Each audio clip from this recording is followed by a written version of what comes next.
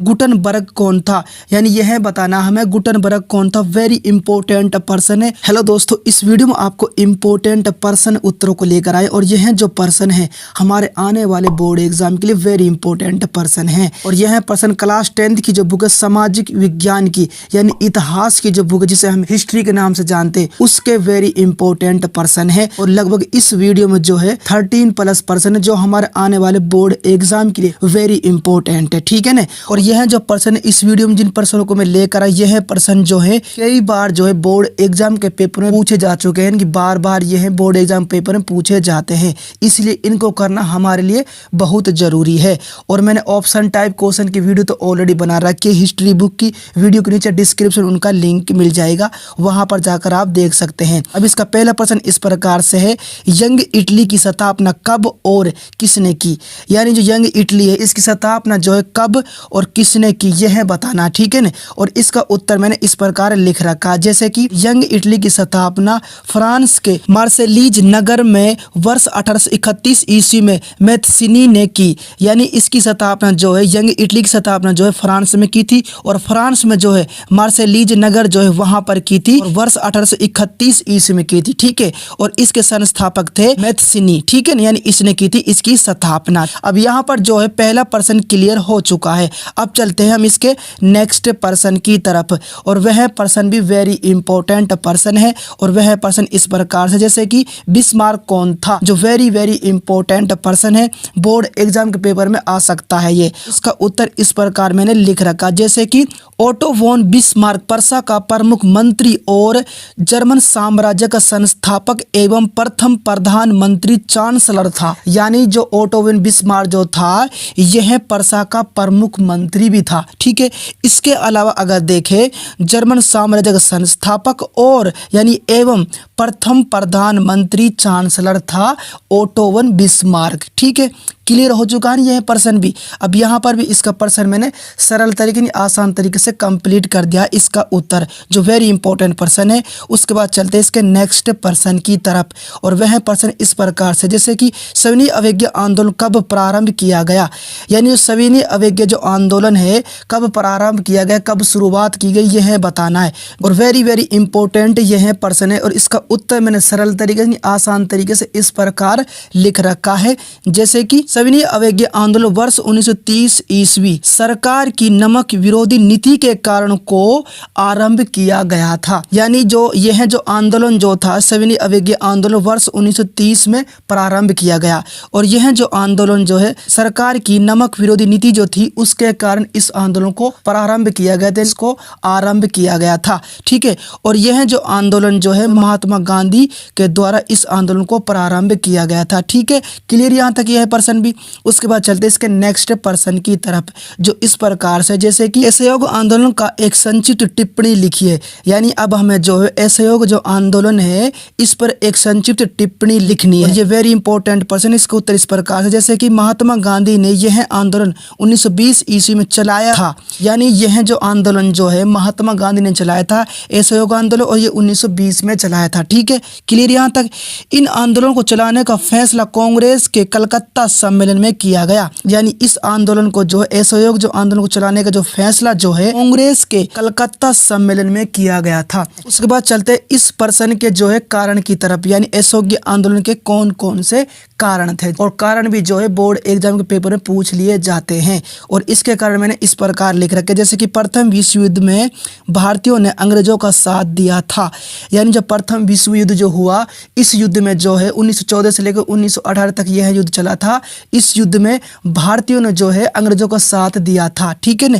Clear यहाँ तक। उसके बाद इस प्रकार से, जैसे कि इसके बदले में अंग्रेजी सरकार ने भारतीयों को दबाने के लिए रोलट एक्ट दिया। यानी भारतीय लोग जो थे उन्होंने तो जो है अंग्रेजी सरकार के साथ जो है प्रथम विश्व युद्ध में साथ दिया था, लेकिन अंग्रेजी सरकार ने जो है भारतीयों को दबाने के लिए जो है रोलट एक्ट दिया था। और रोलट एक्ट एक ऐसा कानून था बिना किसी मुकदमे के जो भारतीयों को जो है 2 साल तक जो है जेल में डाल देते थे, ऐसा कानून था रोलट एक्ट, ठीक है।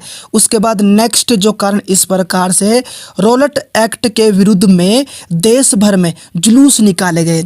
यानी जो रोलट जो एक्ट जो था इसके विरुद्ध देश भर में जो जुलूस जुलूस निकाले गए। ठीक है, नेक्स्ट अमृतसर में जलियांवाला बाग में एक शांत सभा पर गोली चलाकर हजारों भारतीयों को भून डाला था। यानी जब जुलूस निकाला गया उसके बाद जो है अमृतसर में जलियांवाला बाग जो है वहां पर एक शांत सभा पर जो है गोलियां चलाकर जो है हजारों भारतीयों को भून डाला था, यानी मार डाला था। ठीक है ना, यह था इसका दूसरा कारण असहयोग आंदोलन का। ठीक है, क्लियर यहाँ तक। उसके बाद चलते इसके नेक्स्ट पर्सन की तरफ, और नेक्स्ट पर्सन इस प्रकार से जैसे कि सविनय अवज्ञा आंदोलन के कारण बताओ। अब जो है हमें सविनय अवज्ञा आंदोलन के कारण बताने हैं। सविनय अवज्ञा आंदोलन होता कि तो मैंने ऑलरेडी बता रखा है इस वीडियो में। ठीक है ना, अब इसके कारण देख लेते जो वेरी इंपॉर्टेंट है। और पहला कारण इस प्रकार से जैसे कि नेहरू रिपोर्ट की अस्वीकृति। क्या है पहला कारण? पहला कारण नेहरू रिपोर्ट की अस्वीकृति, जो इस प्रकार से जैसे कि सरकार ने सर्वदलीय सम्मेलन में पारित नेहरू रिपोर्ट को अस्वीकृति यानी अस्वीकार कर दिया, जिससे भारत में संवैधानिक तथा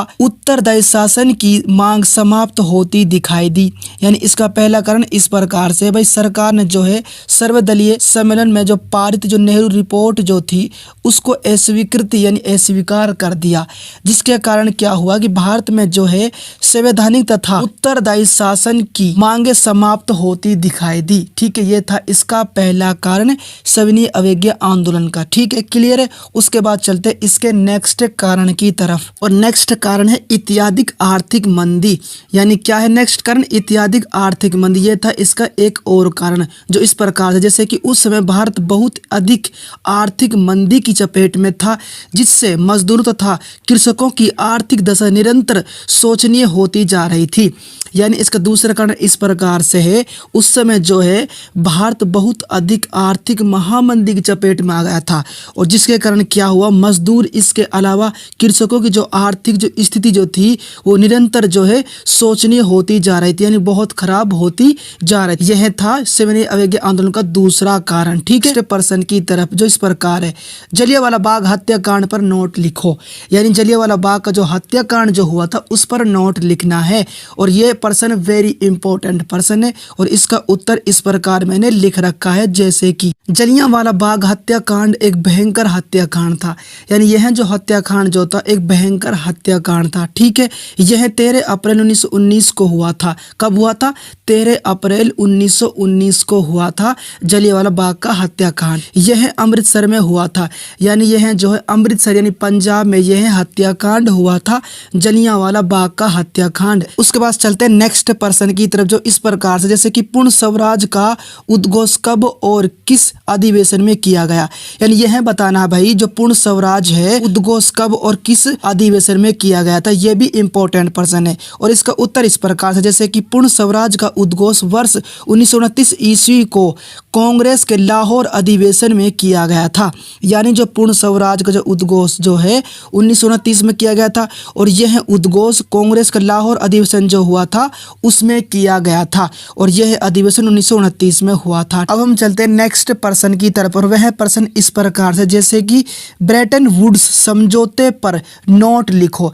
अब जो है हमें ब्रेटन वुड्स जो समझौता जो है इस पर नोट लिखना है, और इसका उत्तर इस प्रकार से जैसे कि इस व्यवस्था का निर्माण औद्योगिक विश्व में आर्थिक स्थिरता एवं पूर्ण रोजगार बनाए रखने के लिए किया गया था। यानी इस समझौते को यानी इस व्यवस्था का जो निर्माण जो है औद्योगिक विश्व में आर्थिक स्थिरता इसके अलावा जो है पूर्ण रोजगार बनाए रखने के लिए किया गया था। उसके बाद नेक्स्ट इस प्रकार से ब्रेटन वुड्स समझौता जुलाई 1944 में किया गया था। यानी यह जो समझौता जो है यह जो व्यवस्था जो है 1944 में किया गया था। ठीक है ना, क्लियर हो चुका है यह पर्सन। अब चलते हैं नेक्स्ट पर्सन की तरफ जो इस प्रकार से यह पर्सन जैसे कि पर्सन नंबर 10 शिपनिंग जेनी मशीन का निर्माण कब और किसने किया। यानी शिपनिंग जेनी मशीन जो आविष्कार जो है निर्माण जो है कब और किसने किया यह बताना। इसका उत्तर इस प्रकार से शिपनिंग जेनी मशीन का निर्माण वर्ष 1764 में जेम्स हरग्रीव्स ने किया था। यानी इसका जो निर्माण जो है 1764 में किया गया था, और इसका निर्माण जेम्स हरग्रीव्स द्वारा किया गया था इस मशीन का निर्माण। क्लियर यहाँ तक। उसके बाद चलते हैं नेक्स्ट पर्सन की तरफ, और वह पर्सन इस प्रकार से मैंने लिख रखा जैसे कि गुमस्ता कौन थे। वेरी इंपॉर्टेंट पर्सन है, बोर्ड एग्जाम पेपर में आ सकता है। और इसका उत्तर इस प्रकार से जैसे कि गुमस्ता इस ईस्ट इंडिया कंपनी के वतन भोगी कर्मचारी एजेंट थे। यानी जो गुमस्ता जो थे ईस्ट इंडिया जो कंपनी जो थी उसके वतन भोगी कर्मचारी एजेंट थे, ठीक है, जिनका काम बुनकरों के काम की निगरानी रखना, माल इकट्ठा करना और कपड़ों की गुणवत्ता जांचना था। यानी इनका जो कार्य जो था यह था कि बुनकरों के काम की निगरानी रखना, इसके अलावा माल इकट्ठा करना और कपड़ों की गुणवत्ता की जांच करना, ठीक है। ये थे गुमस्ता जो वेरी इंपॉर्टेंट पर्सन है। उसके बाद चलते नेक्स्ट पर्सन की तरफ। वह पर्सन है गुटनबर्ग कौन था, यानी यह बताना हमें गुटनबर्ग कौन था। वेरी इंपॉर्टेंट पर्सन है और बोर्ड एग्जाम के पेपर में यह पर्सन देखने को मिल सकता है। और इसका उत्तर मैंने इस प्रकार लिख रखा जैसे कि गुटनबर्ग जर्मनी का एक निवासी था।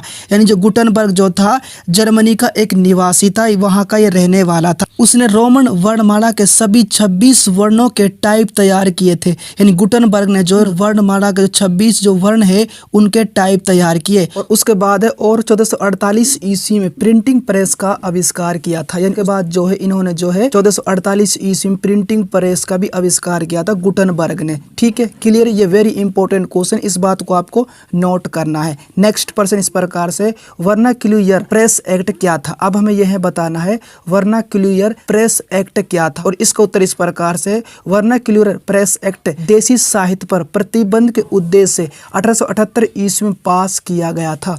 यानी यह जो एक्ट जो था देसी साहित्य पर प्रतिबंध के उद्देश्य से पास किया गया था और यह एक्ट 1878 ईस्वी में पास किया गया था, वर्नाक्यूलर प्रेस एक्ट, ठीक है। क्लियर है। उसके बाद चलते नेक्स्ट पर्सन की तरफ और वह पर्सन भी वेरी वेरी इंपॉर्टेंट पर्सन है जो मैंने इस प्रकार लिख रखा जैसे कि विलियम प्रथम कौन था। अब हमें यह बताना विलियम प्रथम कौन था। इसका जो राइट आंसर कॉमेंट्स बॉक्स में तुम्हें बताना है। देखते कितनों का राइट आंसर सही आएगा, कितनों का गलत आएगा, ठीक है। इस वीडियो में जो मैंने क्लास 10th की जो बुक है सोशल साइंस इतिहास की जो बुक है उसके वेरी इंपॉर्टेंट पर्सन मैंने इस वीडियो में सरल तरीके से आसान तरीके से क्लियर कर दिए जो हमारे आने वाले बोर्ड एग्जाम के लिए वेरी इंपॉर्टेंट है। एक बात आपको नोट करना है, सोशल साइंस की जो बुक है जियोग्राफी की भी वीडियो आएगी, उस वीडियो को भी आपको जरूर देख लेना है। वीडियो पसंद आए तो वीडियो को लाइक कर देना, चैनल को सब्सक्राइब कर देना है। जय हिंद।